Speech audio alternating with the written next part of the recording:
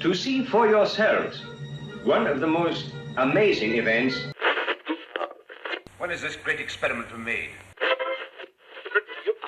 Impervious to heat, impossible to move. Is it human or inhuman?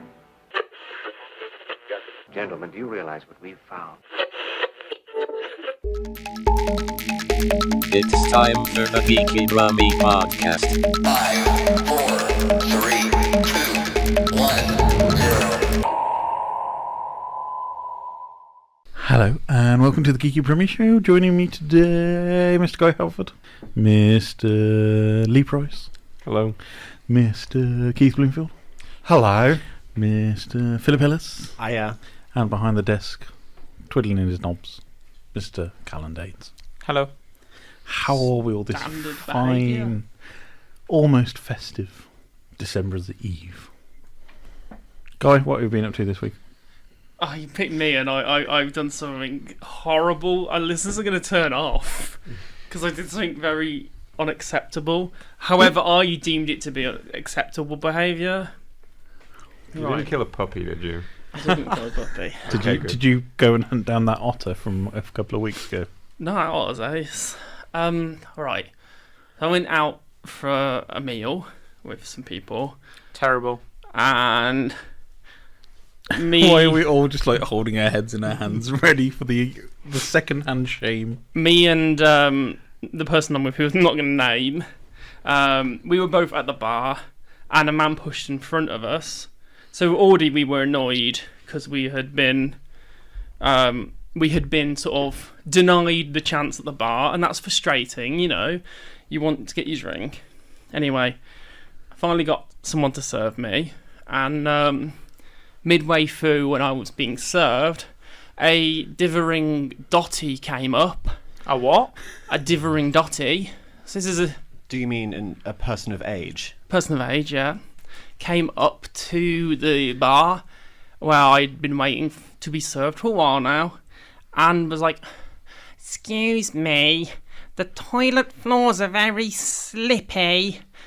And I was like, right. And the woman... Why is this old lady now a villain from a 1980s cartoon series? She was a villain. Anyway, the woman behind the bar turns around and goes, "Really sorry about that. We do have a sign up, though, which obviously advises customers when the floors are slippy, so that does cover us in case there's any emergency or any accident." Fine. That's where it should have stopped. Dotty, "Yes, but the floor is really slippy in the toilet." And it's like, that's it. She's repeating the story. So I uttered the following words to the old lady: "Go away." and the barmaid just stopped. People just stopped and I was like, "You need to go away now because I'm being served and you've already told her this once and she's acknowledged it, so go away." And she did. And then like the barmaid was like, I could have doubted that. And I was just like, "Yeah, I know, but she'd already told you and you had doubt of it, so I was just making sure she knew the point." But it was like, why you'd complained, you're not getting anything out of it. It's like a typical like elderly pensioner thing. It's like they expect like the problem to be resolved instantly. So it's like, so what's going to happen in this situation, Dotty? If you've fallen in the toilet, that's your own fault for not reading the sign. However, I would have handed her a mop and a bucket and said, "There you go." I was like, what do you want? What do you want to happen? Do you want to fall over again? This woman helps you up off the floor. We're going to reenact this. It's like, no, you can just go about your day and not expect something like all old age pensioners do when they've been slightly inconvenienced. Do you know what? I felt so smug with myself. I was so happy. I was happy as well because the insult used was "go away," which is like something quite tame for me. Like, I just feel like "go away" is like not really a commonly used insult, but it had the effect. So yeah, I've been offending old ladies. These selfish, entitled baby boomers. What snowflakes. Exactly. Go away. Am I the only person that feels sorry for this old lady? Like, No. She probably just wanted to use the toilet. Yeah, and like, but she has to fear risking her life to go in there. Like, it's winter. It's going to be quite wet and damp outside, regardless of what time. Even if it's not rain for a couple of days, the damp leaves, the wetness is still going to be there. If you're going to go into a toilet, usually it's going to be the same kind of situation. I mean, the irony of the story is the floor was quite slippy. I think we need to explain what irony means to you. Because what you just said is like irony is, oh yeah, it's the thing that I just described. It's like, no, that's the opposite of irony. That's just what you're just describing what happens. Now who's repeating the story? It's like It's like Alanis Morissette's in the room. I'm just shocked at the fact that it wasn't dealt with, because knowing I don't have much truck for public conveniences, mostly because the people that use them don't know how to. So the fact that Ryan's description of the fact that this wetness is due to the leaves seems highly unlikely, because I know that most public conveniences most blokes just go, I'm in the door, this seems like the place to do it. Everywhere it goes, this is up the walls. But this was an old lady, not an old man. So I'm assuming. Yeah, I'm sure the ladies are probably just as bad. Unless it's not the old lady from Little Britain that we're talking about. Oh wow! I don't know that show. I feel like because obviously we'd been pushed in front of. I feel like the thing that heated me up was the fact she'd made the complaint. The woman had given the answer. There was no reason to go back into it. You had the large muscular man who pushed in front of you to order drinks first, that you let go and not have any interaction with, and then a little old lady who was a bit concerned about the fact she might slip over and break a hip, and you had to go at her. I told her to go away. Yeah. So what did you do to the bloke that pushed in? I mean, he'd already been served at that point, so like... It doesn't take 2 seconds to get served. He's pushed in, ordered 8 pints. It's took a while. What have you done while you've been waiting for that? You've just been glaring at him, giving him a hard stare like Paddington Bear. All right. Things at bars that really annoy me. When like two people go to the bar and then somebody goes, excuse... And it's like kind of like, well, they did reach the bar a couple of seconds before. I'll let them go first. And then they order a round of drinks for like 600 cocktails people. And everything, yeah. Yeah, and it's kind of like, I'm here for one beer. And it's like, yeah, but I'm dealing with him first. And it's like... That's why you need an express lane. Yes. If you're ordering 2 items or less, and all you want is a beer, a gin and tonic, or a glass of wine that takes less than 30 seconds to prepare, or a cocktail that's going to take 5 minutes to prepare, you know what? There needs to be a separate station for that. Yes. I think he's onto something here. Though I do dislike the owner of said chain. Wetherspoons are quite good that you can order for the app now and they will bring the drink to the table. See, I was just about to say, why can't bars just be like the McDonald's? And when you go in, you go to a screen, you order your drinks, and you get your number called. None of this kind of like flipping bar jockeying to try and get in first. That's why I never go to a cocktail bar to just have a drink, because you will be there for 3 hours whilst they set sparklers alight, carve dry ice. That's not a cocktail. A cocktail is a glass of pure alcohol that's been shown some sugar. It's a martini, it's a Manhattan, or it's an old fashioned. And you go somewhere that does table service for a cocktail, and then you don't have any of that nonsense. If you want something with sparklers and whipped cream, then you're a child and you need to go to a fun fair. Would the Human League song be different now? Would it be a little bit more difficult to meet somebody as a cocktail waitress? Yeah, because she'd be too busy. Busy dealing with Dottie's complaints. Wouldn't be able to see her. There'd be dry ice everywhere. I mean, like... It's like a 1980s episode of Top of the Pops. I was wrong, but the ultimate wrong here was that she felt it was necessary, because there was a guy who was waiting next to me. She felt necessary to jump in front of 2 people to make that complaint. That's where the problem lay. That's the entitledness. Fair enough, she was making a complaint, but to barge in front of somebody who was being served at the time to put a complaint in. Yeah. I agree with you on that one. So, like, top that, guys. I told an old lady to go away, so how was your week? I hate having to sort of agree with Guy and be like, yeah, he kind of has a point there with, like, pushing in. Yes. Phil, what have you been up to this week? Have you injured the elderly? I didn't injure her, I just insulted her. You injured her mentally. You upset her to the stage where she actually walked away from you. Well, yes, because she was told to go away, and that is what she did. So no is the short answer. I've not offended any baby boomers to my knowledge. I've not been trolled on Twitter or anything this week, which has been it's been a nice change actually. I've had a good week, thank you. I watched a fun new movie on Netflix. Went online, wrote a little thread on Twitter about what I thought of it, what I really liked about it, and then this is why I have open DMs. This On It Deep PR comes sliding in and was like, would you like to interview the writer and director of this movie? Oh, is that the one about the so it's Netflix's adult industry? Yes. So it's basically it's like an episode of Black Mirror set in the world of cam girls. And I spoke to the writer, who is a former cam girl herself, and I spoke to the director, and we spoke about online culture, cyberbullying, sort of digital identity. Yes. And it was just really, it was a really interesting, fun conversation, and it's a great little movie. I would recommend it. It's really sort of unnerving in places. Just Not one for the kiddies though. Well, don't watch what was it? Who's the actor who's in the Christmas movie on Netflix? That doesn't really narrow. There's about a Names gazillion of about them. Pretty much everybody. What's his Kurt face? Russell you're on about. Him from Guardians of the Galaxy 2. Kurt Russell. Kurt Russell has done a Christmas film for Netflix as an original. Phil, would you feel that the film would give Kallen a strong message about what he's watching online? What? Oh. It's a non-judgmental film, so it doesn't offer a particularly clear moral or message one way or the other, because being online is a nuanced experience. So now that is a good piece of film work for me, because then it encourages debate. Exactly. So it's not like an episode of Black Mirror, which is basically just at the end of it you get smacked in the face by Charlie Brooker going, "Your phone's bad. Your phone's bad, and I'm really smart. 'Cause I pointed that out." Orange man bad. Yeah. It doesn't reduce the debate to just that. What if phones, but too much? Exactly. Yeah. Yeah. I think. This is what if porn, but too much. I was going to say, didn't Nate, friend of the show, Nate, basically do Black Mirror, but like in medieval times? Yes, yes. And how easy it would be just to freak out a load of medieval monks. Yeah. Yeah. You should check that Twitter thread out at some point. Something that our friend Nate Crowley is also doing on Twitter. This month is he's doing a Mr. Blobby advent calendar. Oh. So where has he come back from? Because he was on this morning. Edmonds has been on I'm a Celebs. So that means the Blobby returns? Is it like his symbiote? Yeah, it's basically because he got out of Noel Edmonds' dungeon for a few days. Is it like Venom, basically? Like Blobby is the other symbiotic half Noel Edmonds? I will take that comment back though, because I do think Noel Edmonds could sue me.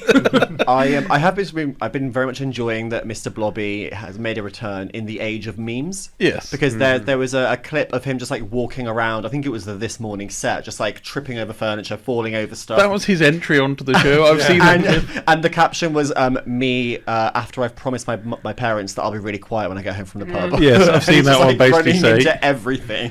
I've seen knocks the thing off the side. Yeah, I've seen that one as well. It's like when I come home to my wife at 2 a.m. Does it scare everybody in this room that he wasn't even a thing before when Mr. Kallen, Blobby do you had know a who number one Mr. single Blobby out? is? I do know who Mr. Blobby is. He's Explain Mr. Blobby to us all. Okay, he's like a pink guy with like spots, and he was like in the 90s or something like that. That's not okay. That was almost English. But yes, correct. He's like SpongeBob and Patrick in one being. Trying to explain him to my American friend who did not grow up with British television was quite an experience. A man in a suit assaulted people I was on like, TV. So he looks like an STI. Yeah. Yes. And he's around children. Yes. See, now you've given me an idea. I now need to introduce my American friend to them. So it was basically before Me Too kicked off, because Mr. Blobby would be part of the Me Too campaign nowadays. Well, I feel like that's why he's on TV all the time now. He's trying to get out ahead of those allegations. Because he basically did assault every single celebrity of the 90s. He just jumped on people and yeah. So what did he do? Just like run up to people and sort of like Grab them and question them. Kind of made weird noise like that. And push them over into gunge, and there was a song. It was in the charts. I was about to say there was a Christmas Mr. number one. Blobby. he did a Christmas single as well, I believe. There was was the two Christmas Blobby single. songs. You know what? We are literally, I would say, only one more year away from there being a slowed down piano version of that song on the John Lewis Christmas ad. Nicki Minaj is going to be... No, I think you'll find there'll be a dancehall remix with Nicki Minaj singing the Blobby bits. That'd actually be sick. I'd like that. Hey, I missed the Blobby. Apparently he has a child, baby Blobby. Oh my god! I mean, it's divided. It was strange days. I think he had a girlfriend. This is what happens when you make TV in the 90s and everyone's off their head on gack. I think there was a whole load of extended lore around Mr. Blobby. I do remember. He had something his own about it. theme park at one point. There was Blobby Land. Oh god, yeah. I've seen like the abandoned footage of it. Yes, Blobby Land. cartoon series. Wasn't it Crinkly Bottom? That was where Noel lived in House Party. Yes. That was. And Blobbyland was in Crinkly Bottom, which they turned into a theme park. Right. Where did all that money go, Mr. Edmonds? I'm so glad I was out on Saturday nights in the 90s.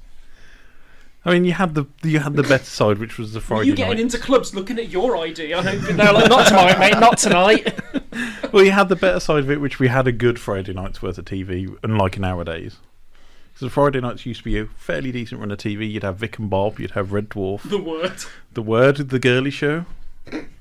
You had, oh my god, you had TFI. Smack the Pony. Yeah, TFI Friday. What? That just sounds like a euphemism.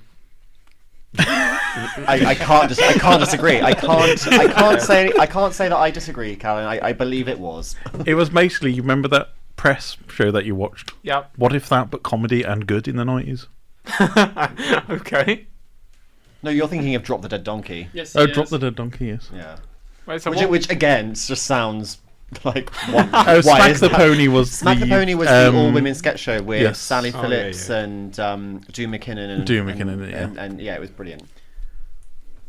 Reminiscing about Friday Night TV. Wasn't there that terrible Craig Charles pirate show as well?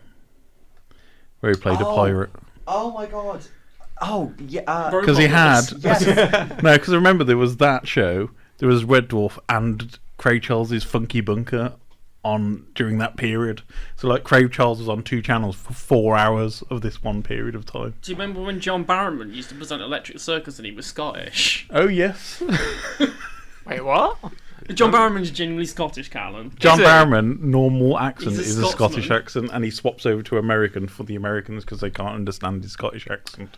But he always appears on a US TV chat show, and he'll swap back and forth because it's always amusing for Ellen to watch him do it. Oh yeah, because British people are just a novelty. Like that's Yes. the only reason James Corden has a career over there. Yes. I've just looked it up. Captain Butler was the name of the pirate show with Craig Charles. It ran for 1 whole season. I really don't remember this. And then you had Funky Bunker, which was basically The Word, but with Craig Charles. I mean, Brilliant. Funky Bunker is. That's what I call my flat. Is that what you call the basement to your flat? Leigh, what have you been up with this week? Sadly, nothing as exciting as telling off old ladies or interviewing people from films or anything.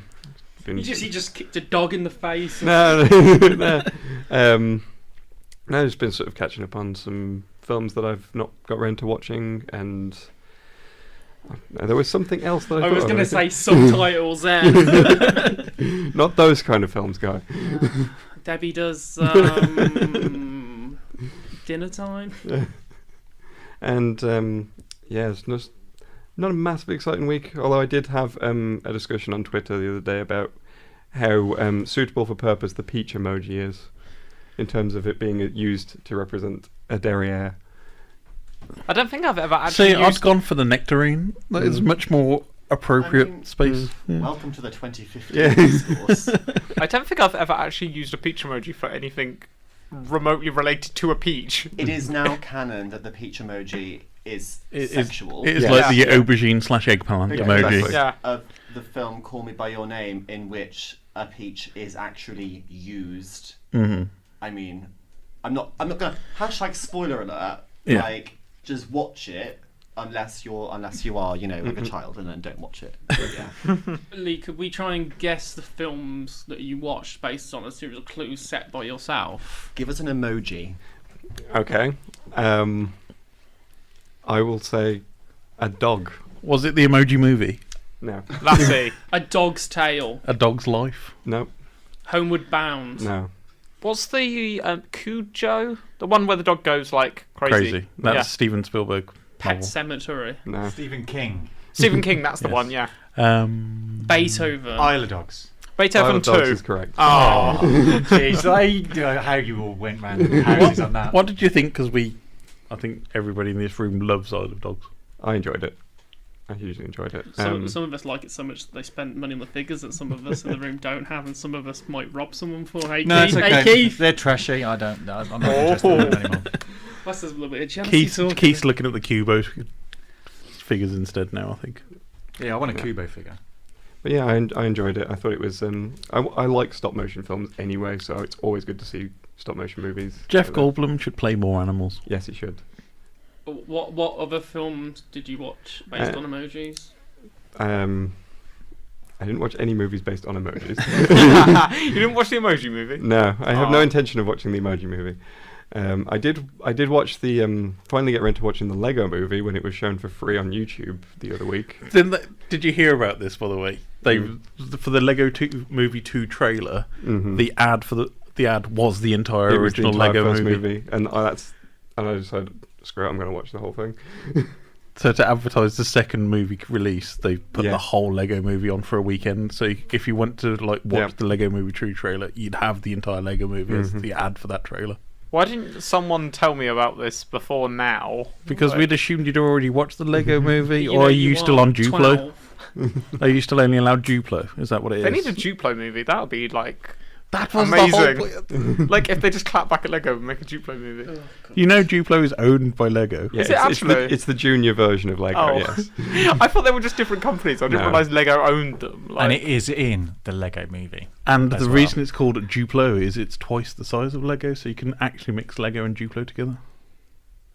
I think he just blew his mind, to be honest with you. He's struggling with that.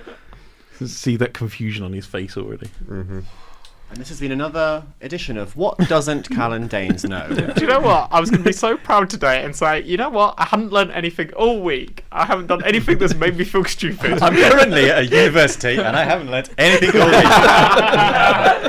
There you go.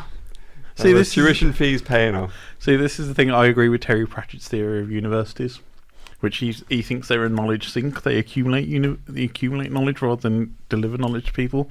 Because children go in thinking they know everything and then come out thinking they know nothing when they go to university. That's correct. That's way too deep and real. Keith, what have you been up to this week? I'll go with the easy thing first. I've Did you fall over some leaves? No. We'll get to that. You got told to go away by someone in a park. No. I had a clock chat. I'm still aggrieved that you didn't have anything to do with the big bloke that pushed in front of you. I would have clocked him round the ear, put a bar of soap in his mouth. Just let somebody else push in and then take out your pent-up aggression on a poor old lady. Shocking. I've spent a lot of time kind of trying to guess when Marc Silk's been doing advertisement voiceovers and then pinging him a message on Twitter going, spotted ya, voiceover actor, Mr. Marc Silk. Yeah, he's been doing for some terrible things. He did one, I saw one was that Marc Silk? Yesterday for Who's the Dude? An inflatable man that you have to act out things Marc with. Silk we interviewed back in 2017. Yeah, Marc Silk, the voice of Johnny Bravo and everything. Marc Silk, who appeared on Geeky Brummie first, he was definitely a guest that we had on he's Geeky Brummie. He's been a guest and he's other radio a family shows. favourite here. Well, he's been on other radio shows, but definitely was on Geeky Brummie first. So wait. Marc Silk was Johnny Bravo. The UK voice of... Oh, okay. Genuinely didn't know that one. He was Scooby-Doo and Shaggy. I knew that one. I'm getting a migraine already. If you delve into the Geeky Brummie archives, you'll find the show where we, as Geeky Brummie, the team, had Marc Silk on the show, on the Geeky Brummie show. So he does a voice on Thunderbirds, which is cool. Yes. So I spotted him. This Who's the Dude game. He was in which Overlord weird. as well. And he's for PlayStation. And he was in Star Wars Episode 1. He was I also know he was in the UK version of the Ape Escape games. Yes. Yeah. So Who's the Dude? Weird game. I said that I'm not buying that. Ravensburger 3D puzzles as well was another one he's done, which is quite good. So I'm trying to kind of get a kind of Marc Silk bingo of all the terrible. Are you stalking Marc Silk online? He goes to John Lewis after Christmas and buys cheap chocolate if you want to find him. But I'm just like, is there an ad for a game that Mark hasn't done the voiceover for, which is quite good. What's the one with the dogs passing gas? I saw that in Asda the other day. It's like a dog ass fart game or something. It's a dog and its arse is in the air. Don't give your sexual predilections to us as a board game. It's like gas something. I don't know, gas leak. I am not 7. Gas. I'm not. Look, I have no 7-year-olds in my Can you the dog gas near game family. Is? I'm not going to get it. Find out what that's called. Dog gas. Don't game. Google dog bottom on that piece. dog gas games. Do you think the reason that Marc Silk hasn't been back on this podcast since 2017 is because Phil keeps stalking him on Twitter? Is it like? Oh God! We've overlooked something huge. Can your New Year's resolution to be learn our bloody names? It's like Keith's like Michael Myers just stood in the background of every time that Mark walks out the house. You just see Keith behind a bush go. It just entertained me while I was having to watch some advertisements. But aside from that, and kind of as a kind of an aside to guys, I invented an old age pensioner this week. What? You invented one? I invented one, yeah. You created one from the ether. I just invented one. Well, I was a bit aggrieved at the fact that I have to take a walk down a street. At the moment, it's particularly covered in large leaves that are soggy and wet and kind of piled up. The adjacent streets are all cleared, but this particular one's all a bit of a mess. And it was dark, and I was down. I got. Did you fall over? About it. I didn't fall over. The whole story tell, about falling. Tell the truth. No, I didn't fall over. I just wanted to get the street cleaned of the leaves, so I invented an old age pensioner who I purportedly said had fallen, in order to say this is not bad, this is not good. You should clean up the leaves because other people might also told an fall untruth over. on the internet. No, I did what Spock did. I just kind of, omitted certain facts which weren't true and added ones that were not true. So you lied? No, it wasn't lying. I just made it up. It's a story. It's fiction. Did they ever check on this? I can't wait for this tale to escalate. And you end up having to hire an actor to play this pensioner. I can't wait for them to get back to him and go, can you give us the details? Like, we need to talk to this lady. Like, there's an actual lawsuit going just writing forward. the whole backstory for this person. He's just pretending to be them on the phone. I might know a disgruntled pensioner who'll help you out with that. Yeah. She knows a thing about wet floors as well. Indeed, and slipping over. So it's all happening. Can I just point out the game is called Pass Gas Dog Fart Game? Wow. It's basically a dog with its bum in the air, and it eats food and it farts. That's such an imaginative name. That's so stupid. Can you imagine that is a truly a name for the modern age? There was a room full of ad execs all getting paid £7,000 a minute to come up with this idea, and they took 4.5 hours to come up with Dog Fart Gas Game. That's a Friday at 10 to 5 decision, that one is. I always love it when you get a business who has a new logo, which is old logo, but blue. Here's our check for £500,000. We need to work in advertising. What? Child, what have you been up to? Well, learning that Duplo is made by Lego and that you can actually put Lego and Duplo blocks together, which is still blowing my mind. So he's putting Lego on his Christmas list this year, so he doesn't get Duplo. So I knew that Duplo was like the baby version of Lego when I was a child. I didn't know that they actually interacted between them though. Like, you could stick your Duplo on your Lego. That's the thing. They don't they connect. They don't interact. They don't almost sit there mingling the box like. No Lego piece has sentience. Unlike the Lego movie, no Lego piece does actually have sentience. The minifigs are not having a party in the box when you leave them alone. I think they are. I think this is a conspiracy that you're trying to be like they don't. Just so it's like. Kallen, not everything is awesome. What have you been up to other than being mind blown about Duplo? Other than that, sort of. Any other basic facts? Electric sockets are live when you turn them on. If you turn on the tap, water will come out. I learnt that you can get a vacuum cleaner that sucks up water. I didn't realise that was a thing. Well, a wet vac. Yeah. Like, I didn't realise those were a thing. You do realise any vacuum will suck up water. It's just they're not supposed to. Yeah, but like that are designed to suck up water. Didn't we go through the entire Henry range a few months back now, and we explained that one was a wet and dry vac at that time? I'm sure we did. Oh, did we? I don't remember that. I do remember the Henry episode though. I have a question that links this. What were you doing with a vacuum? Love bites. Oh God! My girlfriend was definitely down this weekend. No, if you remember a long time ago, many episodes ago, I mentioned the fact that I had a flood in my flat. That flood still occurs, and so I got a wet vac to sort of suck it up. Is his bedroom the toilet in the pub you were in? Why have they not sorted the leak out yet? Well, they gave me like one of these like I don't know what they're called, but it's designed to like suck in like moisture, but it wasn't doing enough. Dehumidifier. That's it, yeah. But it wasn't doing enough, so like now I've got like a wet vac, so I've got to see if that works, and then like go why back are you and pointing complain. it like? Why are you like you're doing a gun mechanism to a wet vac? A wet vac is a vacuum, right? I'd love to put a humidifier and a dehumidifier in a room and just see how they battle out. That's when you create a wormhole, right? So where's the leak? Is the leak in the flat above you? The leak is yes, coming we out think of so. his mouth by the sounds of it. So why isn't somebody gone into the flat above to stop the leak there, rather than getting you to vacuum up the water when it reaches your floor? Clearly they think it has stopped. Clearly they think it has stopped. But another leak has now caused between my room and the room next to mine, which is leaking down into the floor below. So it's like different leaks. Do you live in a swimming baths?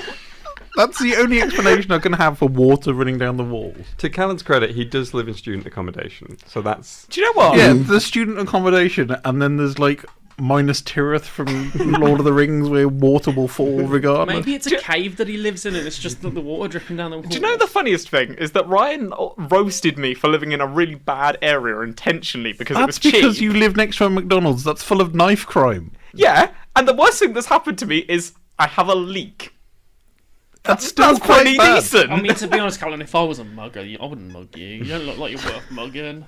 Well, that probably explains the dress sense. That's why he dressed like a farmer, because people are going to know he's only got a Nokia 3310 on him because he hasn't upgraded since the dawn of technology. Well, what have you been doing then? Do you walk around at work with a press pass on thinking you're ace? No, it's just a lanyard. Right, okay, I think that's a bit of a show off. Just stand Do you not put your Do you want to lanyard? see my sexy work pass? Do you not put your Where I lanyard actually in your look pocket? older on my work pass from 8 years ago when this photo was taken than I do now. You do look really weird on that picture. I look older on my work pass than I do now, and this was 8 years ago. Why have you got a press lanyard on? Because I've got a lanyard, and it was So a nice have I, lanyard to Kallen. use rather than having the company name written in giant letters down around my neck. So you go to work as press? No, I go to work Exactly. with a lanyard with my work pass on. What did you do this week? I watched the last episode of The Juice because Vibs was watching it, and it was really confusing. Oh, What's you did, because you the might juice? need to have watched, 8 The- episodes before. I was going to say, watching the 30 episodes prior may have helped, but they finished everything off with a montage, which blatantly means you got the cancellation notice before the last episode. Yeah, but they've been self-cancelled, though. Have they? I thought they was doing 5 seasons. No, they're doing 3 seasons, 3 specific time periods. But I always hate when a TV show ends on a montage. Yeah, but it makes sense with that, because it's like, it just shows where everybody's at that stage. It's the end of a decade. It's It just, makes sense there. It's just lazy writing to me. Won't be having Story should be finished, not a montage. I'm going to end this show on a montage. How would you do that? How would you end an audio descriptive podcast on a Phil montage? sits there with head in hands. Leigh has smile on his face. Ryan is on the floor panicking about putting this show out. Keith slips on leaves. Guy is slamming Kallen's head into war. Kallen has a goofy smile on face while happening. When you said a montage, I think I thought you were going to do like a compilation, like an audible compilation. Yeah, but of, that'd be like... called a compilation, not a montage. Yeah, I know that now. They're the same thing. That's what I was thinking. Yeah, A montage Yeah, but like a is montage is like no, a montage is a visual method of doing a compilation of scenes. You don't really have audio montages. No, we could try. because they can't really work. They don't work. What else have you been up to, Ryan? I've also been watching Castlevania on Netflix. Finally catching up with the second season. It's been a bit weirder than the first season because the first season just felt like this should be the first half of the season. Yeah. So it's more like season 2 is season 1 part 2. Yeah. And I've also been rewatching Neon Genesis Evangelion for the eventual release on Netflix. As I dug out my Blu-rays and DVDs, so me and Leigh could compare collections of Neon Genesis Evangelion. If you've never watched Neon Genesis Evangelion, it's one of like the epitome of animes. Yeah, it's sort of a very classic anime, very dark, Yes. very weird, and it's pretty much just It gets the creator's very descent into madness is the best way to describe it. It gets very existential towards the end of the episodes, but the weird thing about it was the last 2 episodes wasn't made by the same director. It made the first 24 episodes. So if you watch the actual series that was produced, the last 2 episodes make no sense whatsoever. And then they actually released the last 2 episodes as a separate film called The End of Evangelion. Isn't that just anime? It makes no sense. Well, no, it had a pretty logical plot up until the 25th and 26th episodes, which was just weird. So it's basically like the way they've said it is the last 2 episodes in the actual TV series are the mental, in the head version of what's actually happening in the movie. Yeah. I mean, that makes no sense to me. Yeah. Having seen none of it. But when it is on Netflix, I am going to force you all to watch it. Because it is one of the greatest anime TV series of all time. Even though it's about robots fighting monsters. That's kind of like the backstory to the whole what's actually going on. Isn't that just Pacific Rim? Pacific Rim was inspired by Neon Genesis Evangelion. Why didn't they take the title? Because Pacific Rim is a stupid title. Yes. Well, Neon Genesis Evangelion is a bit of a mouthful. Pacific Rim is easier to say. True. I mean, I feel like monsters versus robots is what they should have gone with. Yeah. Just say what you see. But no, because then it would have been jinxed by the versus curse of there's never a good movie that has verses in the name. Godzilla Okay. versus Destroyer, Godzilla versus versus King- Mechagodzilla, Godzilla versus King Kong. Godzilla versus King Ghidorah. The list goes on. For kaiju movies, Scott that Pilgrim doesn't really... versus the World. Oh, Okay, yes. Burn. you've done that one. I didn't care for that, and you may quote me on that. Alien versus Predators wasn't very good. I enjoy it, but it's not a good movie. That sentence makes no sense. You can I enjoy something that's it, not but good. It's not a good You can movie. enjoy something, but it's not actually good. Of Yeah. course that makes sense. Yeah, it does. Does it? It's like you does. could like trash TV. That doesn't make it good TV. I've enjoyed plenty of bad movies. I can enjoy Love Island. I'm not going to say it's a bleeping masterpiece. Like, So you're saying that I could enjoy Kallen, but I don't have to like Kallen. Oh, and that was the other thing that I find. My final thing of the week is I watched the X Factor final and turned it off after half an hour because it was around my in-laws' house and they had it on because Bib's dad likes music TV, just likes having music on in the background. My God, what has become of that shining beacon of ITV's Saturday schedule? It needs to be euthanized, really, doesn't it? I mean, I can remember for about a decade that show dominated the Christmas #1. Yeah. It was, I mean, whether you like reality TV or not, it was kind of a cultural phenomenon. And now it's just sort of like they've let it go on so long that I don't know who any of the winners are. No, the judges, Simon Cowell, granted, he's going to be there, cash cow. Robbie Williams. Robbie Williams' wife? Robbie Williams' wife? Why is she there? Why? Why are you there? Tagging along. Why? What is she known for besides being his wife? Because I'm guessing she's Nothing. famous for something. I think she was a model. She's maybe? in a few sitcoms. So she hasn't even Right. she hasn't had a music career. Is what I'm trying to get at. No. No, but I feel like that to get him, it's a package deal, basically. And Louis Tomlinson from One Direction. At least He's not he makes old sense. enough to get himself. Oh no! So with not that this is going to become an X Factor podcast, but Louis Tomlinson went through the X Factor machine. Yeah. So that makes sense to me to have him as one. But of the he's going to coaches. have no musical knowledge outside of the X Factor experience. So But how is he? None's gonna... necessary. Have you seen the show? Yes. But the three finalists, none of them could actually sing. This is my biggest thing about the whole show. None of them could sing. They were all singing songs, and the actual person who sang the song comes out to sing the song with them. Oh, they still do that. And it's like, so what is the actual point of you singing the song? Because how is this now judged because you've actually got the original singer of the song with you performing the song as it is? Can I just ask a question? Why doesn't Viv's dad tune into one of the multiple music channels that has wall-to-wall music videos on during the day instead of watching X Factor if his thing is to have music on in the back? Or, God forbid, the radio. If you've ever watched any Chinese TV for any length of time, it will either be a drama series like EastEnders but set in ancient Chinese time, or a singing show. I want to see ancient Chinese EastEnders. Or it'll be a singing show. That are the only two types of TVs broken up with the news. Maybe a cooking show once every 6 months. That's about it. All I can say about this link, Ryan, is that you made it your own. We like to read out weird news. It's fun and good and fun. And Ryan likes to talk about it. It's Chaz and Dave doing the weird news. Here we go. There you go. Was that to try and make me feel bad about Chaz's... Chaz- feel good about Chaz's death? Or like, Only Dave. Keith and That's it. Dave. Could Keith and Dave work? Yeah, we Keith can and do. Dave would work. Snooker loopy nuts are we. Don't know nothing else about it. If you ever brought the Omnichord in, you could like cure it with Dave. Dave's got the pianos. Was it Dave on the piano? Or was it Dave is on the guitar. guitar? Omnichord. Chaz was on... I'm getting Keith mixed up in the band now. Like, I'm confused Keith and Chaz. Like, what's going on? He's already established. Yes. Keith on already the got Omnichord, it in Dave there. on the guitar. I think it'd What's work. the other one? I'm playing pianos in East End pubs. Alright, shall we that one? actually go for the two news articles Don't know I have? I've lost him now. Right, we're going a bit more local with the news this week. I have pulled out two stories from the UK. So the first one is from Gloucestershire Live. Can I just say before he says it, this is the best headline I've seen in 2018. This got me as soon as he sent it. The person who wrote this headline knew exactly what they meant when they wrote this headline, is all I can think of. Mum's spashed backdoor saga in Gloucestershire lasts more than 6 months. They knew what they were doing with that. They totally knew. They knew exactly what was happening with that storyline, didn't they? And the second one is from BBC Bristol. Allo Allo's Fallen Madonna sells for £15,000 at auction. Wait, what? Say it again? Allo Allo's Fallen Madonna auction sale, £15,000. Ah. Well, it's obviously not that one then, Ryan, is it? Kallen's not going to know what Allo Allo was. I do. It was a TV sitcom in like the 70s, wasn't it? Oh, good, because we don't have time to explain it to you. Yeah. There we go. Do we want to go for the Fallen Madonna, or shall we just go with the smashed back doors?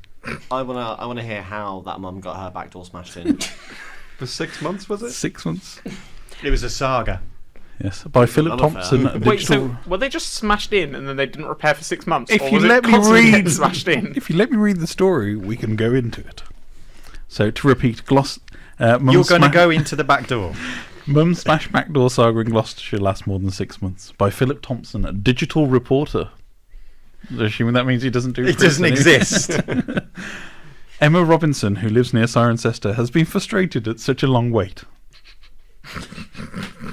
I'm really sorry if you listen to this show. A mum from Gloucestershire is frustrated after being made to wait over 6 months for repairs to her back door.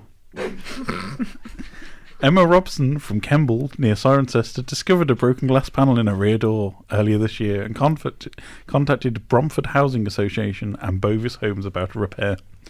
But she feels upset and angry that the backdoor saga has lasted for more than 6 months. Emma has become increasingly stressed about the issue as winter draws in and severe leaks and drafts cause fear for the well-being of her children. She said she's worried that children will slip on the floor or fall outside and land on the concrete, or that the glass would break on them. Right, that's the point where I got confused, right? So, children will slip and fall, but she's worried the glass will break on them. How? I don't understand that part. Are they slipping and smacking into the door so hard the glass just... If you let that old lady come give her complaint in full, you may have found out. Emma also added, I sometimes have disabled people at my home, so a puddle on the floor is very worrying. That's written out of context. That is written out of context. What does that even mean? That is not what they meant by what. No. Emma had to barricade her back door with towels to soak up the rainwater cascading into her home whenever it rains. She said to the Housing Association it was up to the company to sort it out, but they'd been helpful trying to liaise with Bovis about the repairs. She said, I placed an order for multiple times, but they'd fallen through, so there was no order number. A spokesman for Bovis replied, we have apologised to Miss Robinson for the delay and caused by the glass replacement needing to be reordered. We've been communicating this to her and now awaiting the delivery of the correct replacement from the manufacturer. Once this is received, we will arrange for it to be fitted as soon as possible. Update. At the time of writing, Emma notified Gloucestershire Live that the door had now been fixed, and she was very grateful for this. Fantastic news. That's got a happy ending this Christmas. Phil looks mortified. No, it's just the headline was great. Like the best thing about it was the headline. The story itself is like, okay, I get it. Like her back door was broken. Like, but it has this is an article that should have just been a tweet. Yes, it has my favourite thing of all local newspapers, which is a picture of the person pointing towards the offending issue. Yeah. Always looks sad as well. Can I add though, Ryan, that like there's a close up of the smashed back door. It's a crack. It's a crack in the glass. It's not even broken. It's a crack in the glass. I want to know how much rain gets through a crack in the door that requires a puddle. Well, I feel like it was cascading in. Like no vandals even did this by the sounds of it. It literally just got too cold and cracked. That is a great news story. I mean, I feel like you didn't like it, but for me... Yeah, it was a great headline. The news story, I just feel like I've lost 3 minutes of my life that I'm never getting back. Well, this is like my favourite breed of news story, where it's a news story that doesn't need to exist. It's just there to fill space. Somebody's gone on the phone in frustration after 6 months waiting for a replacement plane. I'm going to call the press about this. And then she's rang around every paper. This is the same kind of woman who @s brands on Twitter. Yes. Yeah, but you know what? It's like if you're gonna lean into the pun in the headline, I want to hear it all the way through. I want to hear about this woman's back crack. Yeah. Yeah. Why didn't Phil write this article? It would have been so much because I have better. better things to do with my time. I'm an actual journalist. See, if the person who was responsible had been sacked, it would have been a sack back and crack. That's terrible.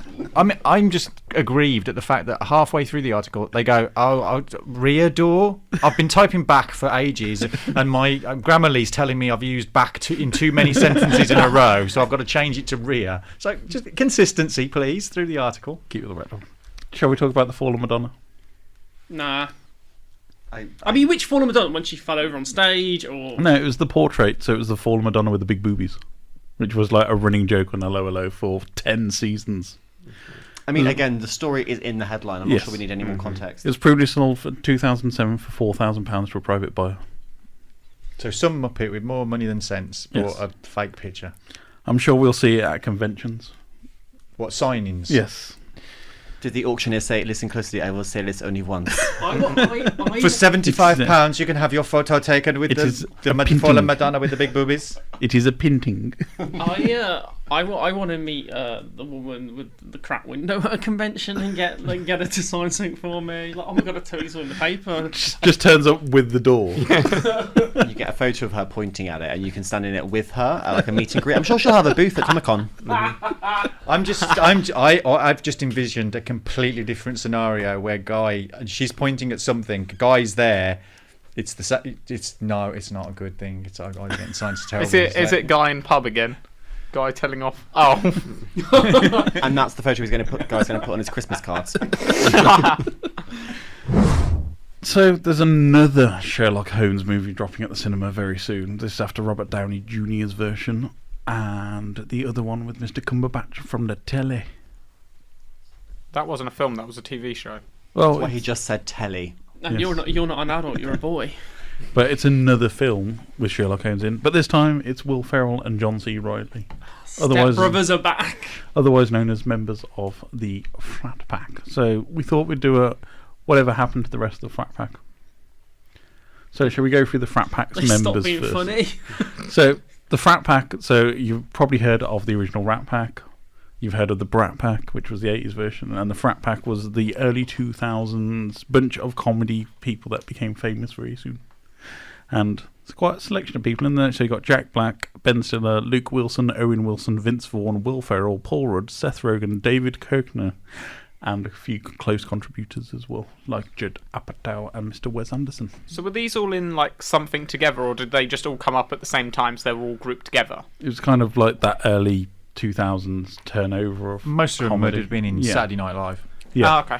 And quite a few of them have been in multiple movies together. Yeah, I was thinking it's kind of like multiple crossovers with what they've all been in. So. It's like Anchorman, Dodgeball. Yeah. Are you going to dive in with the most popular of the Frat Packers, Luke Wilson?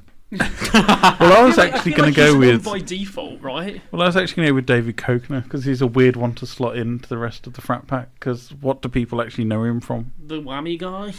Yeah, basically. So what other lead? He's never really had a lead role as such in the Frat Pack. I mean, would you cast that guy as a lead? No. All he does is whammy things. I mean, he was in Freaks and Geeks.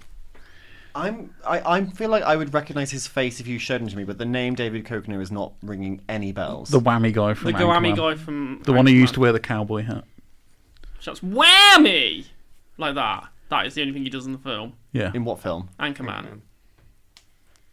I'm blanking on his He's been in quite a few Let's other move films. on to a more popular member of the Frat Pack, Ryan. He's done quite a lot of bit parts, basically. So Jack Black. Okay, so Jack Black's recently returned to the I think movie he's scene. having a bit of resurgence, Jack Black. He seems to have found a niche with like kids horror films, like he had Goosebumps. Goosebumps. He had that other one, which House was of the Clock on the Walls, and Goosebumps 2, which he didn't mention anything or be in any press for because it was too close to House of the Clock I on saw the that Wall. film. He's literally in it for 5 minutes. Yeah, he drives a car somewhere, turns up, and they're like, "No, we solved the problem now, and that's it. Job done." He goes home. I think it was contractually obliged because it was so close, that House of the Clock on the Walls, and it was a very similar kind of film that he couldn't really do anything. Which is a very good film, but you do see Jack Black, basically his head on a baby's body, which is genuinely the weirdest image I've seen in film all year. But he's also been in Tenacious D's back, basically, isn't it? I think they're on They've tour got a new again. album out. Yeah, so they're back as well. So that was quite a big thing back in early mid 2000s. I feel like I feel like he had a bit of a slump for a while, but I think like with Jack Black, I feel there's always a thing for him that people. I mean, I look like him obviously, but I feel like people are always going to like a Jack Black thing. I think there's something about him that people always warm to. Like, I don't feel like he's ever sort of dropped away too much. I think He's always the character that you're going to get in like Tropic Thunder. He's the loud guy. Mhm. That's his role in every film. Is he's the loud guy. That's all he seems to ever do. Is just come in and shout at things. That seems to be it. Moving along to Ben Stiller, who's gone very quiet recently. Apparently he's reformed his old punk band. Has he? Yeah, he had an old punk band. And, I thought he was making Madagascar 655. No, I think with Ben Stiller again, it's a drop off, isn't it? Like, I don't think the allure of a Ben Stiller movie would draw people in. Like Zoolander 2 was a bomb, wasn't it? Well, I think he tried to do the drama side of it. So he did that Walter Mitty movie, trying to look into the more serious side. I feel like you're going to insult Keith here. Yeah, the Walter Mitty movie is one of the best movies released in recent years. It's a cracking, great movie that should have been up for Oscar cinematography. If you let me finish, Did we watch the same film? I love that film. I think it I was just wanted to reach into the screen and be like, Kristen Wiig, are you okay? Blink twice if you need help.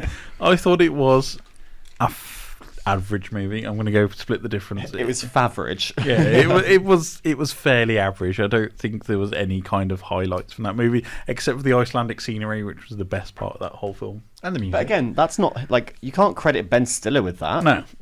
Like he was like you did you did your same old mediocre acting, but in like with a beautiful backdrop. Like let's give some claps to the cinematographer. Ben Stiller was just Ben Stillering.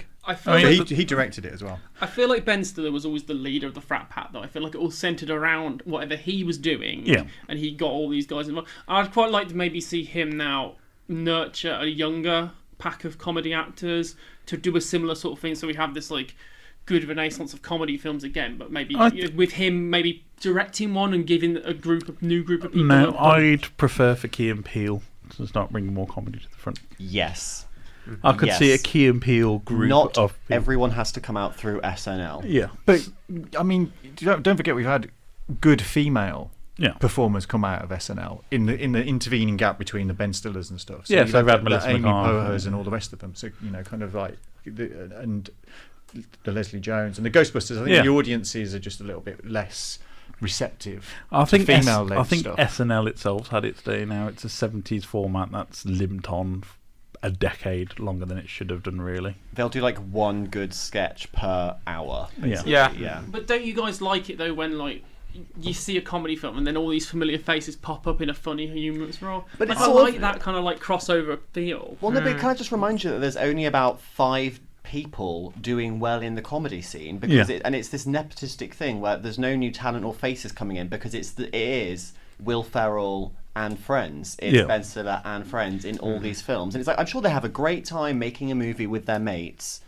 and like it'll probably be an enjoyable hour any and new a half, person but- will just get a cameo throwaway bit, and it's like you're kind of up on the comedy scene, so you'll get 5 minutes. Someone like Russell Peters, who's actually one of the biggest selling stand-up comedians at the minute, he gets 5 to 10 minutes a movie at best as a cameo. Well, what about the other guys in this group though? All right, Because Paul Rudd has just taken the Marvel check and ran. yeah, pretty much. Yes, the same as Steve Carell though. He's taken the indie film route now as Yeah. well. Like. So Seth Rogen. But I always think to myself, like Seth Rogen, Paul Rudd, Steve Carell, Jesse Segal, those people, they were like a second breed of it. They kind of I'd say they're the Apatow gang rather than yeah, the they Frat were like Pack. a second wind of it. They're like if Will Ferrell did Nudity. Yeah, Yeah. they were the cruder batch. They came like the later noughties. I mean, Seth Rogen just seems to do stuff about weed, and that's his entire shtick. It's like, if it's a stoner movie, I'm in. Haha, guys, weed. It's funny. Yeah. For like a whole course of a movie. But in like a really like gravelly voice. I really like the weed. That's all he does. So, Like, oh, I used to be chubby. Like, I'm so relatable. He's the Jennifer Lawrence of men. but again, it's Judd Apatow stuff, so He was the Green Hornet as well. But at one point. don't mention that film, Keith. Judd Apatow helped the original Frat Pack though. 'Cause Yeah. he produced a lot of that original Yeah. stuff. So it's. I don't know. I'd like to see them back together again, doing something like Vince Vaughn. What's he doing now? Like he kind of dropped off after True Detective. But you think their time would have been something like Isle of Dogs, where you could have got them all playing the dogs rather than the usual Wes Anderson collaborators? Because we haven't really mentioned Owen Wilson and Luke Wilson. So Luke Wilson just gets everything that Owen Wilson discards and puts to one side, I believe. Yeah. That Yeah, seems to exactly. be his career. Is Owen's not available? Luke, can you come and act? Fine, yeah, cool.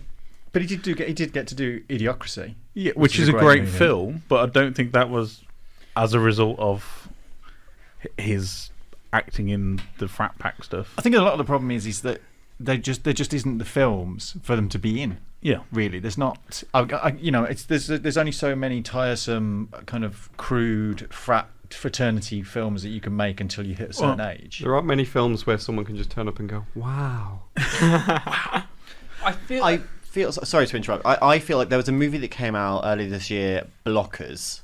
And I think that's basically where they're at now, is they are going to be playing the funny parent roles. They're not going to be maybe the lead characters in these films because, they are in their 40s. I feel like most of them have realised the time has passed, but then you get to the enigma is Will Ferrell, who doesn't seem to be able to progress from being what you said, like now having to play the fatherly type character because he's in Daddy's Home and whatnot.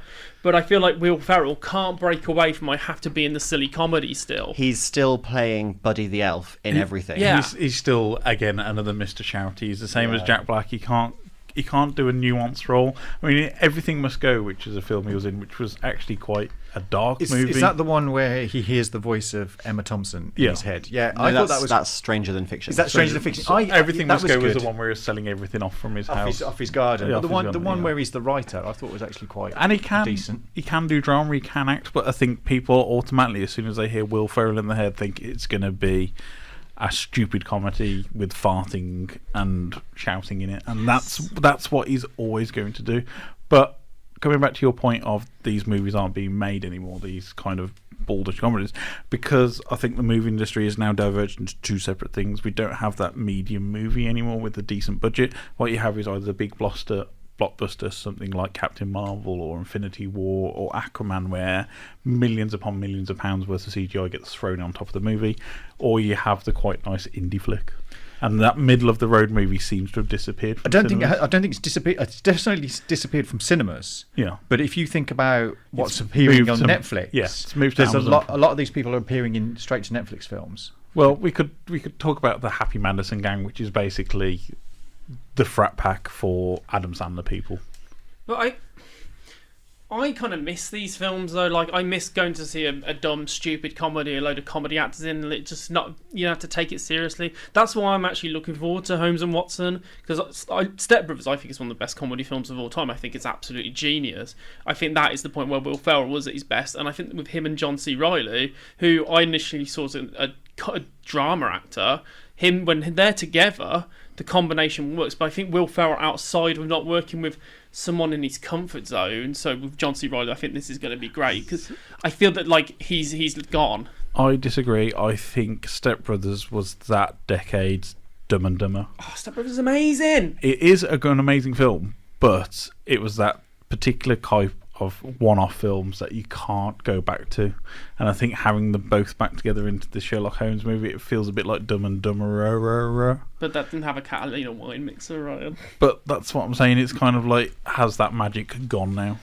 I mean, I think I'm wrapping it up, I guess. Like, would you like to see them all back together to do a film? And what was their defining moment as a team, as a group of comedy actors at one point in the early noughties who just killed it and were box office gold for a while? Because I do miss that. But what do you think their defining moment was, and would you want to see them back together? For me, defining moment, the street fight in Anchorman. Yeah. Mm-hmm. I was probably going to go the same way. Yeah. I was actually going to say Anchorman, because as a film, it's one of those films you have to be in the mood to watch. I think you have to be in that kind of, otherwise it's too much, little bit stupid sensibility kind of, I just want to watch something which is stupidly funny for an hour and a half. But I think Anchorman is the peak of that. I'd agree. Anchorman is the pinnacle of their time. I agree, but I also want Starsky and Hutch in there, because I think they did a damn good job of making a joke out of Starsky and Hutch. Actually, I'm going to change mine. I'm going to say Tropic Thunder. Yeah, that's a good one. Tropic Thunder is a great film which doesn't get enough love. There are some good films from that era though. Dodgeball was genius, like. I think you've got ones that are things like Dodgeball and Tropic Thunder and Starsky and Hutch. I've got one or two of them, but I think what makes it Anchorman is that they're pretty much all there. Yeah, true. Who's missing from Anchorman? There's one of them missing. Owen Wilson. There's Luke Wilson's in it. Yeah, it's he Owen plays missing the from other- Anchorman. Just Owen. I think Owen's in the cameo in the street fight though, isn't he? No, it's Luke in the street fight. Oh, right. So only Owen Wilson. pretty much- He was probably But it off still making a feels Wes like Anderson it film still at the feels time. like there's Kallen. I don't think you're old enough to know. I think what they these should. films are. I think they should all just return to SNL for a one-off all-star special and have it be actually funny. Well, I'd like to see the next generation come through now. Yeah. I'd like to see, off on a tangent, we don't see it very often, and especially since Carry On has disappeared. But because I watch Taskmaster fairly regularly, I see quite a lot of British comedians. Yeah. And I would like to see a British Brit pack. comedy film, because we don't really get British comedies. Well, you'd have Josh much. Whittaker worrying in the background about everything. Oh, You'd Joe have Thomas playing the guy he played You'd in have between, Ramesh Ranganathan being angry at everything. which is not a bad thing. Who else would you put into a British comedy pack then? Nish Kumar I'd put in there, I think. No, because he's got the most annoying voice in the world. Leigh, If we're going Nish Kumar, I would say Rachel Paris because she's hilarious. Yes. But yeah, I mean, British comedy, it's a different animal entirely. Yeah, but like a British comedy pack, the people would just see that as Simon Pegg, Nick Frost, Tamsin Gregg, Stephen Mangan. Don't they make Matt these films Lucas. like direct to DVD, like Nativity Yeah. 64? I would say anyone who was involved in Green Wing. Yeah, pretty much. Yeah. That is our version. Friday Night Dinner, the movie. Yes, that'd be awesome. I think that's where it falls down for the British one. It's the TV translation on the buses, whatever it is. Yeah. In Between Us, the movie, Kevin and Perry. Yeah. I mean, In Between Us, the movie was fine. In Between Us 2, let's not talk about it and let's move along. I feel like for me, Holmes and Watson is my saviour this Christmas because there's only 2 films out between Christmas and New Year, and I have a Cineworld pass, and one is Bumblebee, and the one is Holmes and Watson. So Still waiting for Frozen 2 there. do you know what I mean? It's like it's one or the other, and it's got to be the reunion of Step Brothers for me. Keith, we're having a dinner party, aren't we? We are. Do you want to explain the rules of this dinner party? Rules. Let's see if there's any rules. They're made to be broken. Basically, everybody has their wonderful Christmas get-togethers, and people come. And Not at my house, we don't. You might have a +1 or a +2, and you want to bring somebody interesting to your Christmas do, don't you? You want to have somebody interesting. So what we've suggested is that we all pick 2 fictional characters that we'd like to bring to our Christmas get-together to just kind of make it go with a bang. Fictional, yeah, not real. Oh, what? People to start again. now. People that are in fantasy, you know, in any kind of medium, but not an actual person. Should make it easier for you because they'd probably want to come with you. So I'm going to start with my 2. I'm going to start with my 2 because I was thinking about this on the bus as I usually do. And Are you bringing the 2 people from on the bus? On the bus, yeah, Reg and his mate. No, I've decided that I am going to bring Ted Theodore Logan and Bill S. Preston Esquire. Are the real versions of the robot versions? No, not the ones. They're the ones. They're not. They haven't got the full-on robot chibbies. These are the real. Who are Bill they? and Ted. Who are my they? God, he doesn't know who Bill and Bill Ted is. and Ted. Bill and Ted, the Wild Stallions. It's Keanu Reeves basically, and another. Oh, okay, yeah. Because he couldn't have, what was it, Bill S. Preston and John Wick at the same time. Because they've got 2 carnations of Keanu Reeves.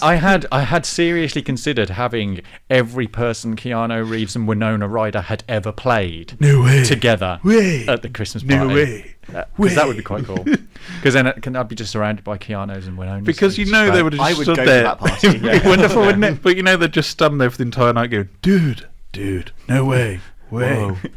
And then John Wick would kill everyone. Yes. That's his party trick.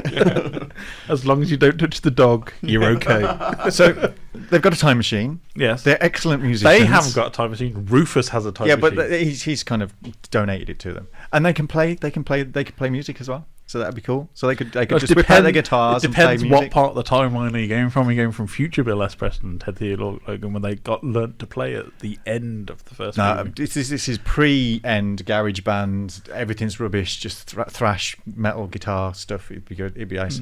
So I'd quite like to have Bill and Ted as my guests at our Christmas do. Station. Yeah, it'd be awesome. Excellent. Phil, who would you go for? These are going to be a bit more reasonable choices. Well, judge for yourself. I don't know. So my first guest will be the Doctor, number 13. Ooh, nice. Played by Jodie Whittaker, because she's my. You just want to steal her scarf. Come on. Yeah, I feel the way the way she's playing that character, she would be so much fun at a party. She'd be so full of festive cheer and bring the joy. So she'd be the life and soul. And then my second guest is, because sometimes at a family Christmas party, all you want to do is hide in the kitchen and drink whiskey away from everyone else. So I would bring Jessica Jones. Ooh. Okay. Wouldn't she just be depressing though? Like, I feel like she'd be too like. Ugh. It's my party, Kallen. I'll invite whoever I want. Okay. Spending Christmas Day with you would be depressing. Leigh, who would you select? I selected 2 game characters actually. The first one I thought of. The plant from Super Smash Bros. Not the plant from Super Smash Brothers. I was thinking you always need help in like serving the food, and if you need help chopping the turkey, I was thinking Raiden from the Metal Gear series, because his whole thing is he'd cut through the table. Yeah, but you get it all like sliced up. Are we really going quickly. for the Metal Gear Rising Platinum games? Metal Gear version? Rising, yes. Just because of the whole fast blade thing. He can cut through anything. Yeah. You can cut a watermelon in half, so he can cut the turkey up. So there you go. I would invite him.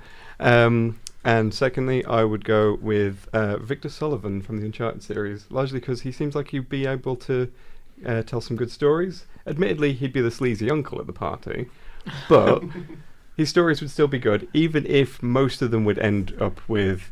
And they all died. The various women that he slept with in different countries. But I think there'd be some interesting stories within that. Interesting selection. Yeah.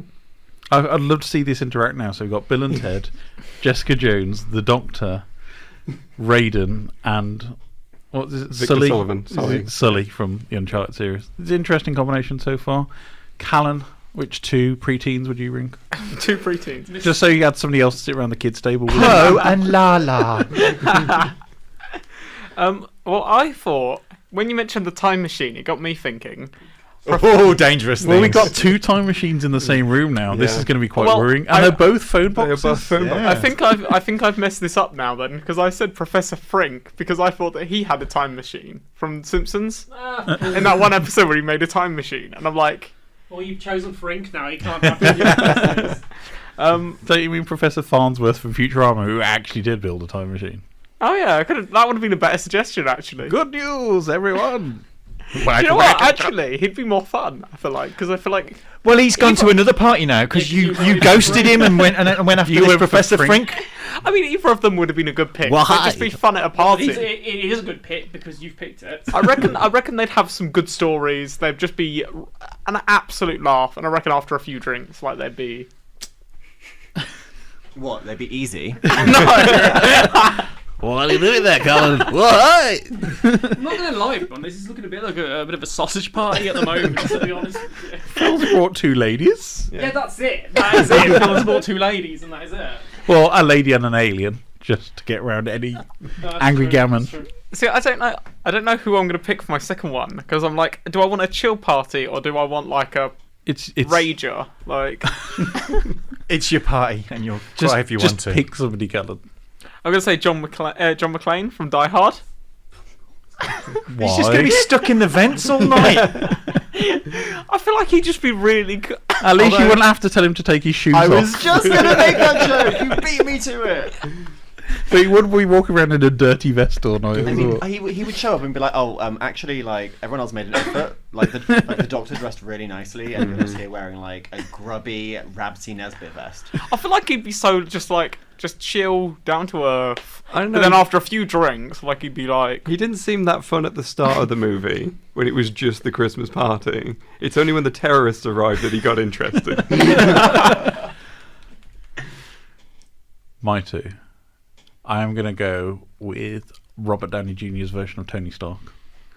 Mainly because you know he's going to bring the party with him. He's going to bring like the good liquor. And could you imagine the presents that we'd all get as well?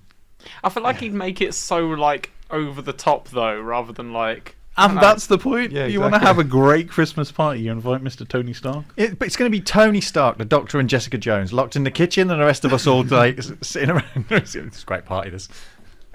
Cool. But I think Iron Man would be a good introduction. So who? He would probably just send the suit in his place, or an LMD. Who was your other pick then? My other pick. Oh, it's just gone out of my head. I would have. Oh, Where's he gone? Jessica Lange. Who? That's what name. From Murder, She Wrote.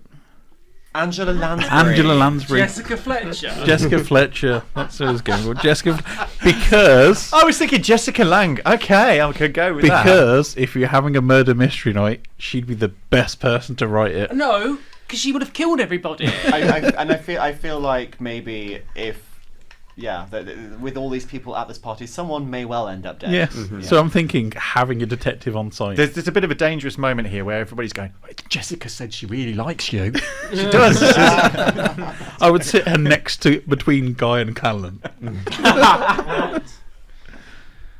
Alright, so I totally got it wrong, so then I had to think of two people, so I panicked. You were going to invite some real people. I was going to invite some real people, yeah. Who are you going to invite? If it was real people, I was going to invite Kate Bush and Bradley Walsh, music. nice. Music and laughter. With Kate Bush and Bradley Walsh. That's a new album, that is. That is like an ITV evening with. Yeah. Straight to number one, that album. Here let's introduce Bradley Walsh doing Babushka. That would be incredible. No, so I had to pick two fictional ones. I'm going to invite Cher Horowitz. Oh, yes. Ooh, good that choice. is a good shout. But she'd just diss everybody's outfits. So. Yeah, exactly. Me and her and Phil would just be clearly bitching about everybody in the corner. I think you've really misjudged her character. She's actually very nice. I mean, some of the people in this room, Phil, she'd be better. I mean, she'd be ripping into John McClane, wouldn't she? I mean, she and I would get on so well. That's I feel like she'd be a good party guest, and we'd all be rolling with the homies as well, which would be great. So, and also because you've got Jessica Fletcher come in, I'm going to bring Patrick Bateman to kill you all. Wow! And I have a bloody Christmas. I'd just make sure I had some decent business cards. I feel like Patrick Bateman would be the arrogant person to bring to a party that he'd leave halfway through to go and murder somebody. Yeah, but wouldn't that be great? He'd be that awful guest who just coke in your bathroom. Yeah. Yeah. Could you not bring Falcor from the Never-Ending Story or somebody that we could all go for a ride on, and it's a giant dog, so everybody's happy? I mean, I'm sure Patrick Bateman would go for a ride on most of these people. It's a kind of an insight into everybody's psyche, who they've invited as guests, doesn't it? Should I run down the list of guests at this party? So we've got Kallen Danes come in, Professor Frink, John McClane, Ryan Parrish, Tony Stark, Jessica Fletcher, Keith Bloomfield, Bill S. Preston, Esquire, and Ted Theodore Logan, Guy Halford, Cher Horowitz, Patrick Bateman, Leigh. I forget your second name, man. Leigh Price. Sorry, it's because you haven't added me on Facebook yet. So I'm gonna get Patrick on you. Leigh Price. I didn't get this name very well. I put Raiden, right. Keith tapped me and was like, "Listen, not guy." Raiden from Mortal Kombat. So he's on the list as Raiden. Let him know when you invite me in. Victor Sullivan, Philip Ellis. I've just now got a horrible image of Rylan playing Raiden in the game. We've got Philip Ellis, the 13th Doctor, and Jessica Jones. I think that's a guest list. Could you imagine the taxi cabs home? Got Kallen sat there with John McClane. Who's going to end up drunkenly pashing under the mistletoe?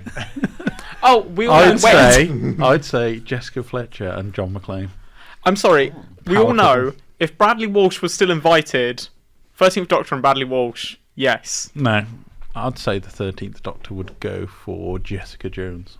Yeah, I could see that. That's why I've invited them. It's a setup. Because they've got enough both past traumas to fill a therapist diary for eternity. Yeah. I don't feel that I would be able to not keep myself away from Keith under the mistletoe. That's why I bought Bill and Ted. You won't want to go near Raiden, it's a bit spiky. Mm-hmm. Unfortunately, we lost a creator of one of the longest running cartoons in history. Unfortunately, the death of Mr. Stephen Hillenburg, who was the creator of SpongeBob SquarePants, which, Guy, you said ran for 20 years? So I was reading the obituary type things in the paper, and I was shocked to read that it's basically been on TV for 20 years as of next year. I just couldn't believe that that's been around for 20 years. I love SpongeBob SquarePants. I think of the Saturday morning kids TV cartoons, that is the most entertaining to watch because it's ridiculous and it's a less gross Ren and Stimpy. Yeah. But I just couldn't believe it's been on for 20 years. How was that a cartoon about a sponge given life under the sea. Well, that makes no sense. How's that been around for 20 years? I think Stephen Hillenburg worked on Rocko's Modern Life before it, which is a show that I can remember more fondly than SpongeBob. That was a very strange show. Bit too old for SpongeBob. I remember having a male cow with udders, which always threw me out. Rocko's Modern Life. I can't remember. Heifer? Heifer the cow, yeah. But it was a male cow, which was really weird. That was a really strange show. Yes. But I feel SpongeBob's weirder. I think it was that pinnacle of Nickelodeon scheduling at the time where they just did gross out stuff for kids, basically. Because SpongeBob to me always felt like this is a kid's version of Ren and Stimpy. Yeah, I mean, like Ren and Stimpy, if you go back and watch that, the show's genuinely horrendous. Like, it's, I don't even know how I watched it as a kid, it was horrible. But like SpongeBob does have those gross moments, but then it's like, it's quite sweet and it's quite funny as well. Like, I think the gross out moments they're not meant to horrify kids, but they're there to make them laugh. But you said, Phil, it's become more of a meme nowadays. It's had a second resurgence in its life. Yeah, I have loved. I mean, I think it was more maybe last year. What? Sorry, did you get that? Could you turn phones off in the cinema, please? Yeah, so like the many memes that have arisen, like the mocking SpongeBob and SpongeBob No Pants and Evil Patrick and just like that. Yes, it's been brilliant that it's kind of back in the forefront of everyone's mind again. Because I think it's one of those shows that's probably missed my generation. Well, and same, like I was aware of it, but I was a bit too old to actually watch it. Kallen, were you a SpongeBob fan in your childhood? I was a SpongeBob fan as a child. I loved it. I feel like if you got into it now as an adult, though, you'd totally appreciate it because there's a level of humour with it, which I feel like they aim for kids' humour, but they aim for adult humour as well. So there's nice, subtle... There's a lot of innuendos there that are clearly aimed for like parents watching. It's Saturday morning hangover telly.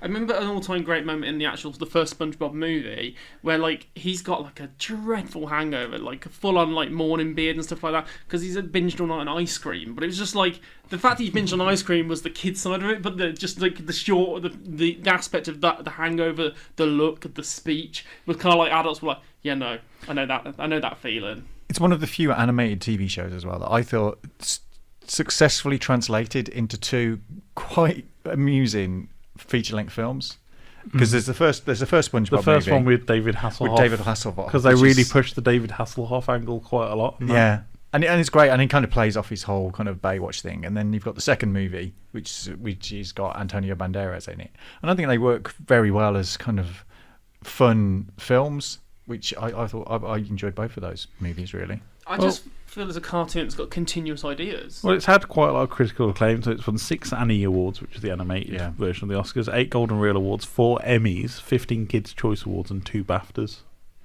Yeah, that's pretty good going for a comedy about a sponge. I think it's a perennial favourite. It's one of those, like you said, it came out of the time when you had things like Nickelodeon were really getting into their good animated comedy. So, like you said, you got Rocko's Modern Life, you got Arg Monsters, you've got SpongeBob and stuff. And I think if it wasn't for these shows, we wouldn't have the Adventure Times and the regular shows and the Steven Universes that we do now. I think they're very much a precursor to those shows to go, actually, we can make a funny cartoon show that actually says interesting things under the guise of slapstick and stuff. Well, I think, as you said, it's a golden age for Nickelodeon this period because they haven't really done much since except headed for that terrible Disney-ish teen drama. They kind of went a little bit live action heavy for a while. Yeah, but I think it's the stuff like SpongeBob is just you can catch it and watch it and it's quite good. And then you'd got a lot of other shows that Cartoon Network came in, things like Chowder and the Misadventures of Flapjack and all that kind of stuff. So I think it definitely set the course for slightly irreverent comedies that had a bit of a kind of adult tinge. Well, I think it fed off the back of stuff like Rugrats because again that was a comedy show which had some quite dark moments in it actually. Think about it. I mean, like I haven't been in touch with SpongeBob for a fair few years. You know, you've drifted apart. Well, I don't. He's not called. He's not text. Yeah. He's living with a vegan now, so he can't get his Crab Shack burgers anymore.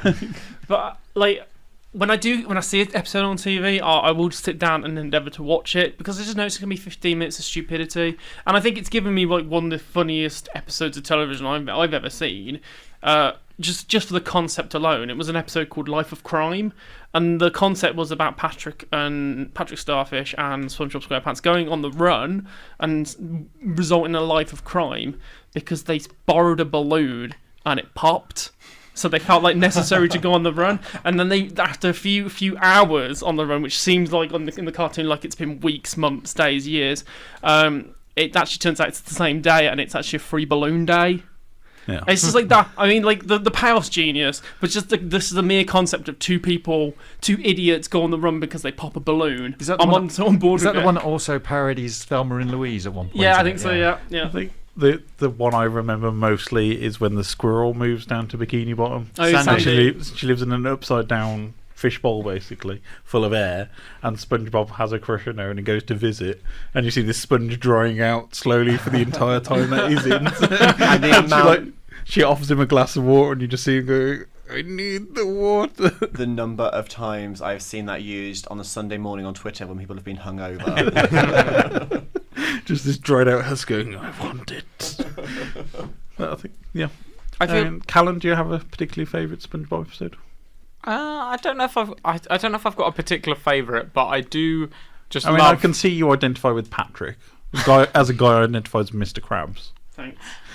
I do love the fact that we do have someone called Sandy Cheeks who lives in Bikini Bottom, and that to me it will always just be just brilliant. Keith, any particular favourite? The Pirate Captain, of course. Live action bits in the middle of shows just randomly that just. I mean, what a theme tune as well. Like, yeah. Who lives in a pineapple under the sea? SpongeBob SquarePants. I mean, it's a phenomenon, and I hope that it carries on. Yeah. I mean, it's sad that the creators died, but I just hope that it carries on for years to go. Like The Simpsons, which is outstayed as well. Like Big Bang Theory. Yeah. At least he's left us a gift of 200 odd episodes of one of the best regarded animated shows that's been out recently. Right, there's so much going on in the local area. We're going to actually point you to our new Twitter feed, which is at Geeky Goings On. That's GeekyGoingsOn. And we throw up all the geeky stuff that's going on in the area for the week. Hey!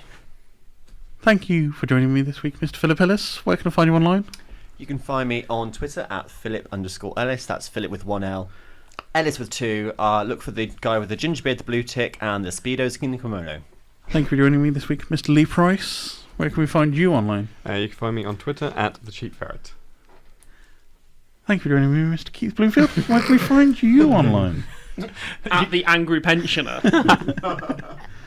Oops, I've fallen. No, it's hardluck_hotel on Twitter without the underscore everywhere else. Just look for a slightly ginger cartoon. Yeah. I'm currently watching a falling leaf fall from the sky, but that might change over the next few weeks. Thank you for joining me on the show this week, Mr. Kallen Danes. Where can we find you? You can find me on Twitter and Instagram at BABA Audio. Have you not changed it? Babadio. I'm not changing it. Not changing it. It's staying. He's a Twitter sheep. It's Babadio. Babadio. Thank you for joining me this week, Mr. Guy Halford. Where can we find you online?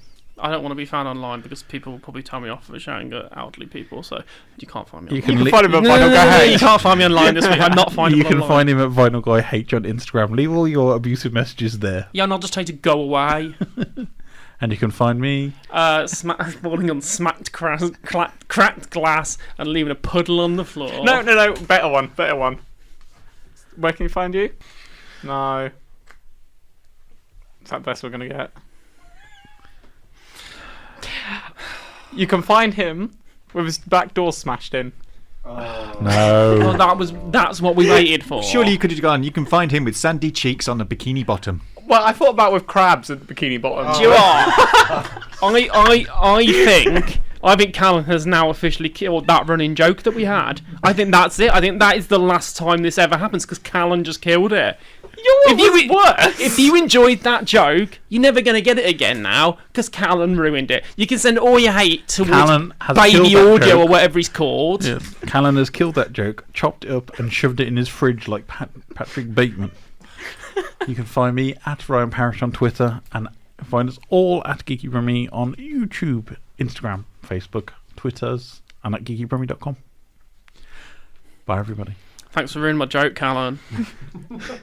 Thank you for listening to the podcast. If you'd like to support Geeky Brummie, you can do so at kofi.com/Geeky Brummie. That's ko-fi.com/Geeky Brummie. We'd really appreciate it. Thank you.